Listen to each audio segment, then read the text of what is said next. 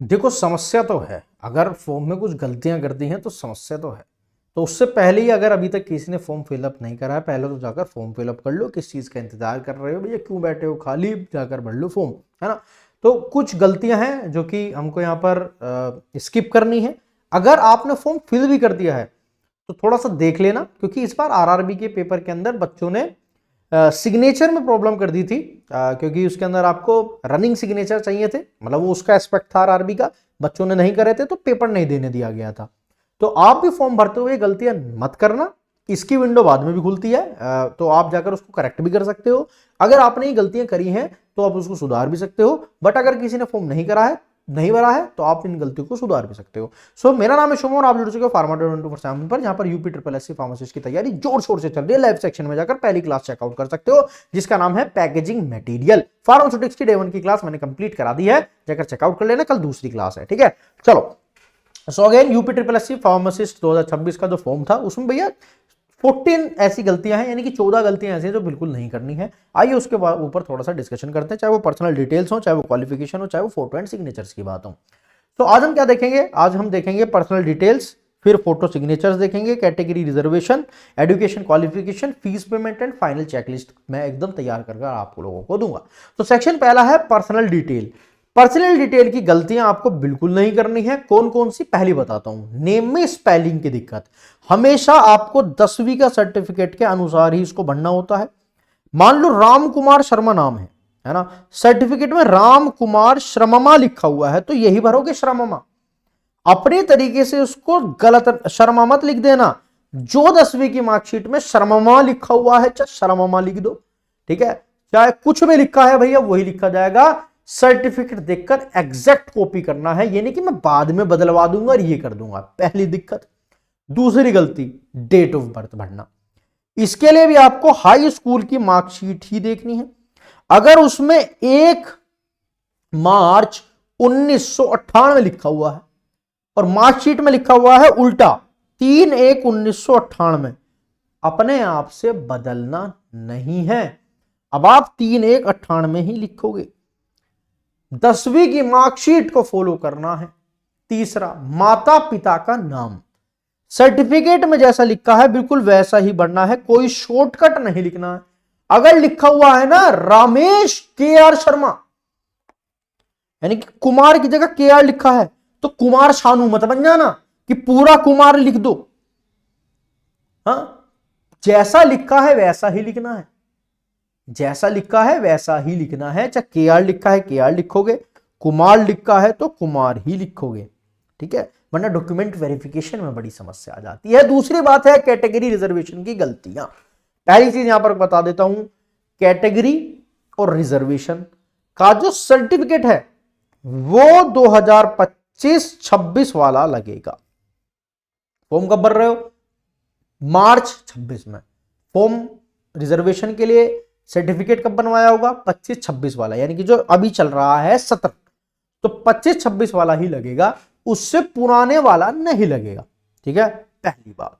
आइए, रोंग कैटेगरी को सिलेक्ट करना। अगर आप जनरल हो तो नो रिजर्वेशन बेनिफिट मिलेंगे। ईडब्ल्यूएस अलग होता है, इकोनॉमिकल वीकर सेक्शन। दूसरा ओबीसी, ओबीसी में भी नॉन क्रीमी लेयर को ही ये कोटा मिलता है, क्योंकि ओबीसी को नॉन क्रीमी जो है वही लोग लुफ्त उठा सकते हैं। सेंट्रल में अलग बातचीत होती है, ये यूपी का फॉर्म है तो यूपी का ओबीसी का सर्टिफिकेट होना चाहिए, ठीक है।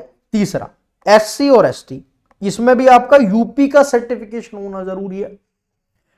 ईडब्ल्यूएस में 8 लाख से कम एनुअल इनकम होना चाहिए, तब आप ईडब्ल्यूएस का सर्टिफिकेशन दे सकते हो। तो कैटेगरी भरने से फीस और एलिजिबिलिटी दोनों इफेक्ट होते हैं, तो फॉर्म रिजेक्ट हो सकता है। This is very very very important, ठीक है। तो पहले कैटेगरी सिलेक्ट करें, ठीक है। चलो, 5वीं गलती, ओबीसी के अंदर भी सब कैटेगरी भूल जाना। ओबीसी के अंदर भैया 2 कैटेगरी होती हैं, एक होती है ओबीसी नॉन क्रीमी, दूसरी OBC creamy. Non creamy layer को रिजर्वेशन मिलता है, क्रीमी को नहीं मिलता भैया, मलाई मक्खन को नहीं मिलता। अपडेटेड ओबीसी सर्टिफिकेट जरूरी है, 3 साल से पुराना नहीं होना चाहिए, ठीक है। कोशिश यही करनी है कि 25 से 26 वाला होना चाहिए, ठीक है। कहीं कहीं पर 2 से 3 साल वाला बनता है, वैसे हर साल जो है यहाँ पर अपडेट होता है तो वही वाला चलना चाहिए। नहीं बना है अगर और डेट निकल गई है तो 2 साल पुराना तक भी, मतलब जो आपके 25 से 26 से, मतलब 25-26 से पहले वाला है वो भी चल सकता है, ठीक है। लेकिन फिर उसके लिए आपको लोकल जो आपका मेंबर होते हैं, है ना, उनसे, आपके जो पार्षद होते हैं उनसे फिर सर्टिफिकेट वगैरह बनवाकर सिग्नेचर करवाकर वो वैलिड माना जा सकता है। एनुअल फैमिली इनकम 8 लाख से कम होनी चाहिए, ये भी एक क्राइटेरिया यहां पर कहलाया जाता। छठी गलती है डोमिसाइल की। UP triple S C pharmacist के लिए यूपी का डोमिसाइल होना अनिवार्य है। तो अगर आप यूपी के निवासी हो लेकिन जाकर दिल्ली में रहने लगे और अगर आपने सब कुछ दिल्ली का बनवा लिया तो आप एलिजिबल नहीं हो। आपका जो पुराना घर है उसके हिसाब से, अगर आपका आधार कार्ड के अंदर जो कह सकते हो कि जो आपका एड्रेस है अगर वो यूपी का है तो आपका यूपी का डोमिसाइल अनिवार्य हो जाता है, यूपी का परमानेंट रजिस्ट्रेशन होना जरूरी है ना। सो यूपी गवर्नमेंट का दूसरे डोमिसाइल अप्लाई नहीं कर सकता, इसलिए डोमिसाइल सर्टिफिकेट जरूर बनवा लेना, वरना अगर आपके आधार कार्ड पर यूपी का एड्रेस है तो भी कोई समस्या नहीं है। ये उनके लिए है जो कोई यूपी से बाहर रह रहा है और वो भैया रहने वाला मूल निवासी वहां का ही है और उसका रजिस्ट्रेशन भी यूपी में ही है, देन यू आर एलिजिबल, ठीक है ना। तो इसको भी थोड़ा सा देख लेना पहली से ही। तीसरे सेक्शन आता है एजुकेशन क्वालिफिकेशन की गलतियां, है ना, इसको देखते हैं। अब बी फार्मा वाला बच्चा ये सोचकर फॉर्म न भरे कि भैया देखेंगे क्या होगा, क्या हम एलिजिबल हो जाएंगे या नहीं होंगे, नहीं भैया, है ना। तो डिप्लोमा का बच्चा ही एलिजिबल है, इसमें मिनिमम क्वालिफिकेशन वही है। तो डिग्री का नाम, पासिंग ईयर, यूनिवर्सिटी, तीनों बिल्कुल सही बने, ये बात याद रखना। डिग्री का नाम यानी कि डिप्लोमा, कब पास करा मोस्ट इंपोर्टेंट, और किस यूनिवर्सिटी से पास करा, इनको बहुत सही से भरना है, ठीक है। बैचलर का बच्चा इस फॉर्म को ना ही भरे तो ही अच्छा है। ऐसे ही पीईटी का फॉर्म, अब उसके बिना तो क्या रजिस्ट्रेशन ही नहीं हो रहा, वो स्टार्टिंग में पीईटी का ही लॉगिन मांगता है, तो उसमें तो कोई बात करने की जरूरत ही नहीं है। 8वीं गलती, फार्मेसी काउंसिल का रजिस्ट्रेशन नंबर, ये बहुत मैंडेटरी है क्योंकि यूपी फार्मासिस्ट का ही है, तो रजिस्ट्रेशन नंबर बिल्कुल एग्जैक्टली बने। इसमें अगर कोई भी गलती हुई तो आप भारो। पहली बात, काउंसिल सर्टिफिकेट पहले से निकाल कर रखो, ठीक है, फॉर्म खोलने से भी पहले, ये बहुत जरूरी है। अगर रिन्यूअल हो चुके हो, एक्सपायर्ड नहीं होना चाहिए, अगर रिन्यूअल नहीं हुआ है तो करवा लेना पहले ही, यूपी फार्मेसी काउंसिल पर वेरीफाई कर लेना, ठीक है। अगर रजिस्ट्रेशन नंबर फॉर्म गलत डालोगे तो फॉर्म एकदम से रिजेक्ट हो जाएगा, ये सबसे बड़ी गलती है, ठीक है ना। तो एक बार दोबारा से रीडिफाइन कर लेना। अगर किसी ने अभी अगर फॉर्म भर दिया तो फॉर्म दोबारा से जाकर ओपन कर देख लो, अगर कर दिया है तो उसको चेंज करवा लेना बाद में जब खुलेगा पोर्टल। 9वीं गलती, परसेंटेज गलत कैलकुलेट करना। अगर फर्स्ट ईयर में 78 है, सेकंड ईयर में 82 है, तो सिर्फ सेकंड ईयर की 82% मत भर देना, दोनों का एवरेज कर निकाल लेना। 72 + 82 अपॉन 2 = 80%। मार्कशीट में जो ओवरऑल परसेंट लिखी हुई है वही डालनी है, ये भी गलती है, डॉक्यूमेंट वेरिफिकेशन में बहुत फंसा देते हैं वरना। चौथा सेक्शन, फोटो एंड सिग्नेचर की गलतियां। फोटो रूल, पासपोर्ट साइज होनी चाहिए, ठीक है, व्हाइट और लाइट बैकग्राउंड होना चाहिए, रिसेंट फोटो 3 महीने से अंदर अंदर की डाल दो क्योंकि फिर वो बाद में भी जरूरत पड़ती है, ठीक है ना। और फेस क्लियर दिखना होना चाहिए। अगर आप चश्मा लगाते हो तो मत पहनना, जो टोपी लगाते हैं भैया टोपी भी उतार लेना। कलर बैकग्राउंड मत रखना, व्हाइट ही रखना बढ़िया, और ब्लर फोटो मत अपलोड करना। अब इसके चक्कर में काफी बच्चों को आरआरबी का पेपर में एंट्री तक नहीं मिली, बाहर से ही भगा दिया, पेपर ही नहीं देने दी गया। कर्सिव रनिंग सिग्नेचर आपके होने चाहिए, ऐसे कुछ, ठीक है, मतलब रनिंग में होने चाहिए, ऐसे नहीं ऐसे आराम से लिख रहे हो शुभ, ठीक है, अच्छे से जैसे लिखे हुए हैं। ब्लैक या फिर ब्लू पेन का, व्हाइट पेपर पर करें, और फाइल साइज लिमिट का, वैसे तो खैर वो उसको एक्सेप्ट ही नहीं करेगा, तो इसके चक्कर में भाई मैं बता रहा हूं, इस रनिंग सिग्नेचर के चक्कर में कुछ बच्चों को पेपर नहीं देने के दिया गया आरआरबी का। तो ये लगती बहुत छोटी छोटी मिस्टेक हैं, आधों को लगेगा कहां ही वीडियो बनाए, भैया इनके चक्कर में पेपर तक ना देने दिया भाई, भगा दिया।